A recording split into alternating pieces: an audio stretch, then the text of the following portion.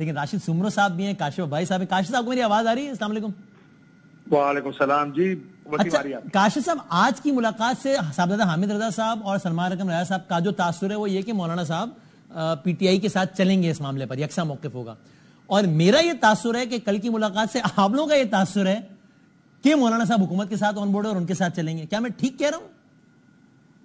جی آپ, یہ ہمارا تاثر ہے. ہاں, کل کی میٹنگ کے بعد تو مولانا صاحب کے ساتھ جو کل نشست ہوئی 2-2.5 گھنٹے کی, یہ بالکل ہمارا ٹیک اوے اس نشست کا یہی تھا کہ جو مولانا صاحب نے ہمیں, میں آپ کو بتا دیتا ہوں ہمیں کیا کہا. انہوں نے کہا کہ آرٹیکل 8 اور 9 پہ بہت سخت تحفظات تھے. صحیح ہے. وہ حکومت نے ہمیں کہا کہ ہم نے واپس لے لیے. ٹھیک ہے.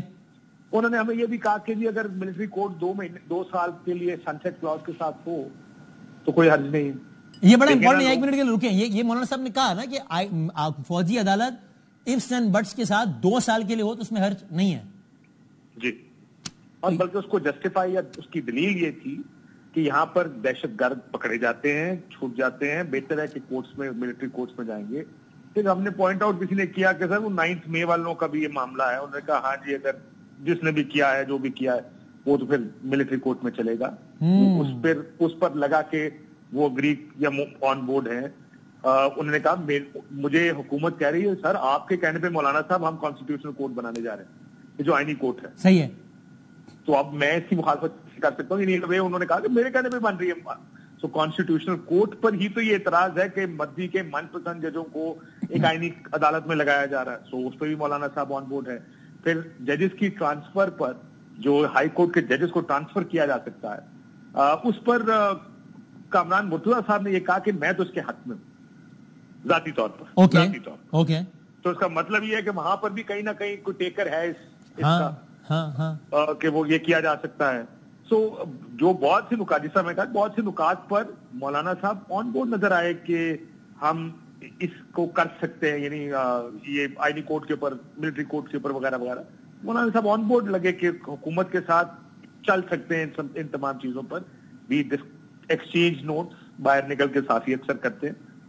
شریعت کا یہ خیال ہے مولانا صاحب مان جائیں گے جس طرح کی بات گفتگو ہو رہی. تو آپ پھر اب اس کو کس طرح انٹرپریٹ کرتے ہیں کہ ایک تاثر ہو جو آپ سب لوگوں نے لیا اور ہمارے باقی ساری ساتھیوں سے بات وہ بھی یہی کہہ رہے ہیں جو آپ نے کہا, اور دوسری طرف اس کے بالکل برعکس تاثر حامد رضا صاحب اور سلمان رقم رضا صاحب لے رہے ہیں, تو یہ کیا ہو رہا ہے کاشف صاحب؟ دیکھیں, ہم تاثر لے کر جا رہے ہیں, ان کو کچھ بتایا جا رہا ہے. ہم تاثر لے رہے ہیں ان کے دلائل سے, مولانا صاحب کے جن دلائل میں وہ ان چیزوں کو انڈورس کر رہے ہیں, جسٹیفائی کر رہے ہیں, جن پر ساری آئینی ترمیم آنی ہے. اب آپ ججز کی عمر کی بات دیکھیں, انہوں نے کہا کہ بنگلہ دیش میں عمر 67 ہے, تو اس میں کوئی حرج نہیں ہے. آپ کو پتا نا کہ 67-68 کرنی ہے کانسٹیٹیوشنل کورٹ کی, کیونکہ 65 سال عمر ہے کسی کی, تو 3 سال ایڈ کرنے اس میں. تو اس پہ بھی ان کو اعتراض نہیں تھا. دلائل بھی دے رہے تھے کہ بنگلہ دیش میں یہ ہوتا ہے, فلانے ملک میں یہ ہوتا ہے. دیکھیں نا جی, یہ کانسٹیٹیوشنل کورٹ تو پتہ نہیں کتنے ممالک میں ہے, جس پر مجھے یاد ہے میں نے ان سے کہا, میں کہا جی common law versus civil law ایک آرگومنٹ وکلا دے رہے ہیں کہ کامن لا میں نہیں ہوتا, سول لا جن ملکوں میں ہے وہاں پہ ہوتا ہے. لیکن وہ زیادہ کامران مرتضیٰ صاحب نے اس پہ ہمارے ساتھ بحث نہیں کی.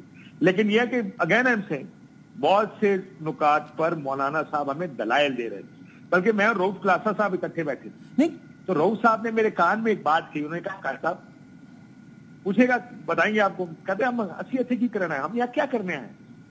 میں کہ شاید سر ہم انڈورس کرنے آئے ہیں آئینی ترمیم پہ, ہمیں بتایا جا رہا ہے کہ یہ ہو رہی ہے اور اچھی چیز ہو رہی ہے اس وقت. فضائل. ہاں تو اب ٹھیک ہے, یعنی میں اب ذرا میرے راشد